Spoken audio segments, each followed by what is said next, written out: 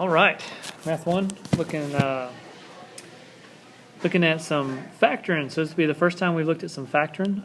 We're going to start at the basics here. Some definitions of what we knew from factoring from years past. And we know that factors is when you have two numbers that multiply together. So two numbers that multiply together are called factors, and then the answer to that is called a product. So just kind of looking at some old examples here of which parts are factors and which parts are products. This would be an old example of something that you did in years past of what your factors and products are.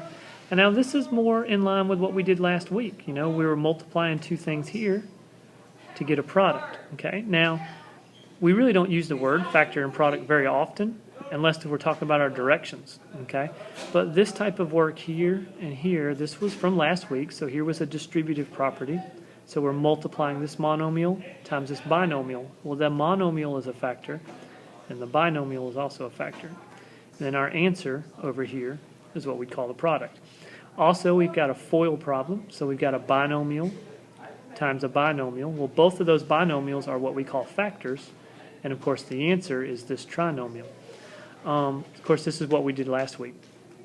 So we're going to work this week on doing it backwards from that. We're going to look at doing factoring this week, and we'll get down to that in a minute. A review from years past, greatest common factor. All right. To find the greatest common factor, I write out all my factors of 12, and all of my factors of 18, and then I look for, so these are all my factors. Now I try to find all the common ones. So in blue, I've shown all the ones that they're in common.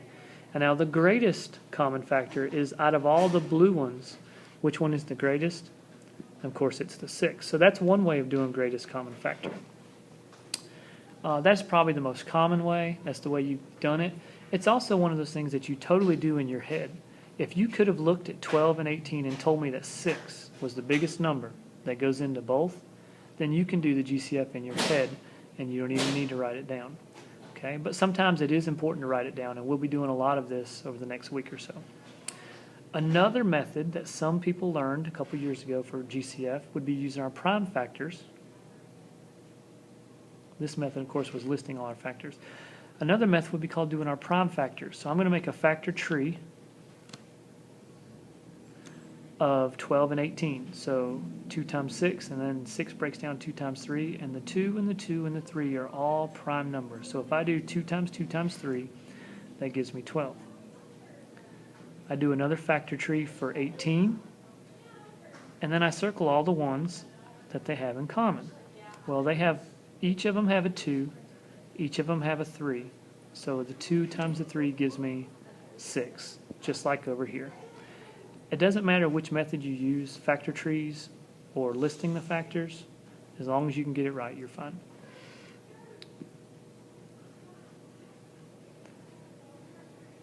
Now, what happens when you have two monomials? If I have two monomials, sometimes it's nice to write things out in their prime factorization.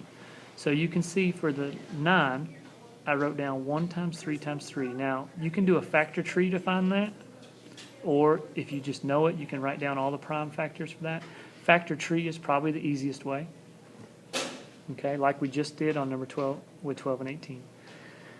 But we're going to write down all of the prime factors of 9a to the 4th, and these are all the prime factors of 36, a to the 3rd.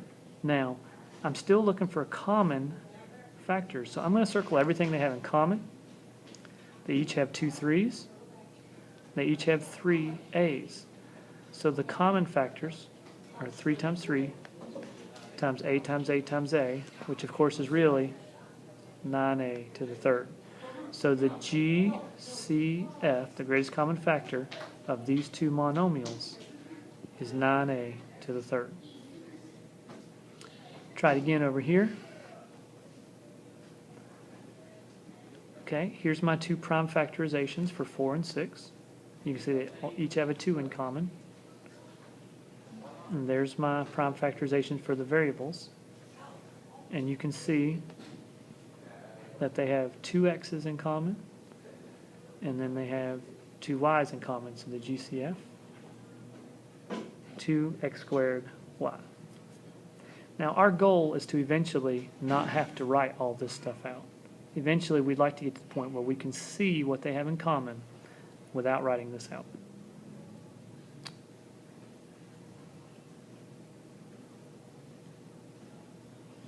All right. Factoring, guys, is kind of like a game of Jeopardy, okay?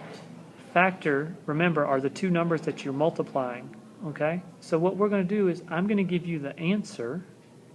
You have to give me the question.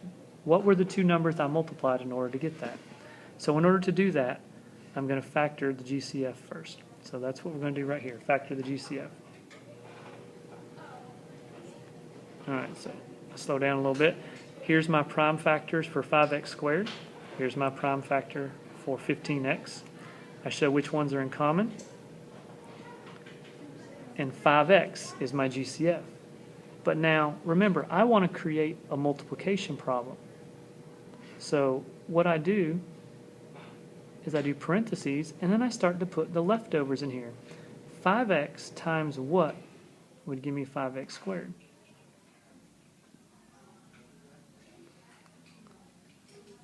All right, and what happens is whatever's left over up here goes back down here. And look, this is a multiplication problem. This is the type of problem that you had last week was on your test, distributive property. So if I distribute the 5x, I end up with this problem. So this was the answer, this was the question. Try it again. I write down all the prime factors for all three monomials, and I highlight the things they have in common. So 3a squared is the GCF. And now what's the leftovers? Here's my leftovers. So I've got 1a squared, the 4, the a, and then the negative 3. Last example. If your lead coefficient happens to be negative, we're almost always going to take that negative out.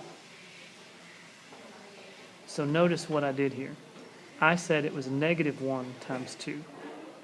Well, if that's a negative 1 times 2, then what would I have to multiply to get a positive 7? It'd have to be negative 1 and negative 7 as my prime factor, and then negative 1 and positive 1 here. So continue with your x's at this point. You can see they all have a negative 1 in common, don't they? They all have 1x in common. So negative 1x is my GCF. The leftovers look like this. And that's generally how we're going to do that. All right. Got some problems for you to look at tonight. Come into class tomorrow with some questions.